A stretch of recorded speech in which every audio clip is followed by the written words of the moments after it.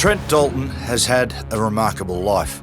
After an upbringing surrounded by drugs and crime in the outskirts of Brisbane, Trent put his story onto paper, inspiring the best-selling book, Boy Swallows Universe.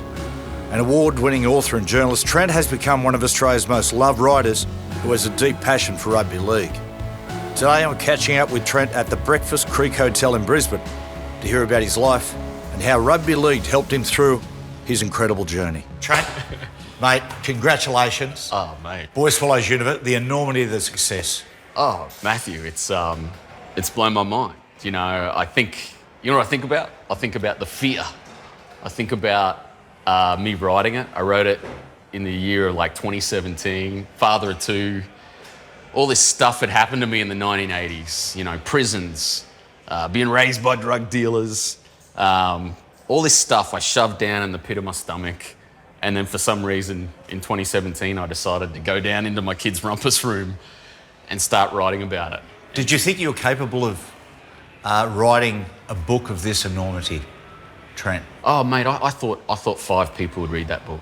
I thought it'd be my wife, Fiona, my mum, and my 3 older brothers. And I wrote it with that in mind. Like, all bets are off. Didn't matter because no one's going to read this thing. And it's wild, right? It's the story of a kid, 12-year-old boy, raised in Housing Commission, Brisbane. It's a simple story. He wants to bust into Boggo Road Women's Prison to save his mum's life on Christmas Day. And that comes from real places. Like, that's real. That's me wanting to see my mum, who's at Boggo Road Women's, back in the mid-'80s. That's real. Like, that's all deep and real to me. But I wrote this sort of spin on it, and I wrote this wild story where there was a happy ending and all this good stuff happened. And it's just strange. Like, the kid finds a secret room and there's a red telephone and people are talking on that telephone. I thought, no one's going to read this book. And that was really freeing. And then the next thing you know, the editor emailed me and she said, Trent, I just read the manuscript of this. Holy effing shit. Like, people are going to love this. And I turned to my wife, Fiona. I was at the Capera sushi train just across, not far from here. And I just said, what the f*** have I done?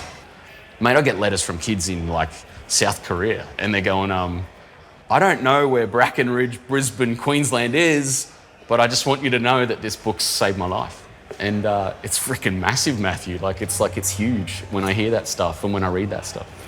There was a bloke up in Newcastle, Trent, and what he used to do is take beautiful landscape photographs and photographs of the coastline up in Newcastle. Yeah. And what he would do, he'd add little touches of his paintbrush to enhance it. But I used to look at it and I say, is it a photograph or is it a painting?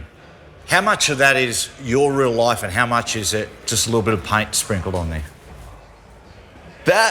I've been asked questions about that book for 2 years, and that could be the deepest and coolest question I've been asked about it. I swear to God, that's really cool because it is a painting. It's not a photograph.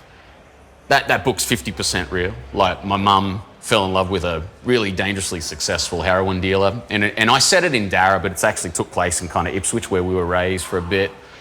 And I love this bloke that, he was like this. He's absolutely the character of Lyle in that book. And this bloke, you know, man, he's big. He's big in my world, Matthew. He was the first sort of father figure I ever knew. And he taught me how to throw a football, taught me how to treat my mum with respect. And he looked like John Lennon in the sort of Help era.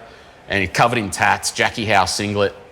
And he went away. He went away for 10 years to Boggo Road Prison. I spent the rest of my teens sort of hoping that guy would come back into my life. And everything in that world at that time, we found a secret room underneath that house that guy lived in. All that stuff about secret rooms and red telephones, that's all real. My brothers and I found that room underneath this guy's house and it blew my mind. And so that's real.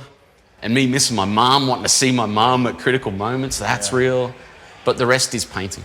The rest is painting because if you don't paint it, it's all black, mate. There's no happy endings. It's just sort of reality, and reality can be just really sad. Before we sort of remove the paint, how hard is it then to write a book which is so honest and raw, knowing that the people you love are going to recognise themselves straight away? Was there any difficulty?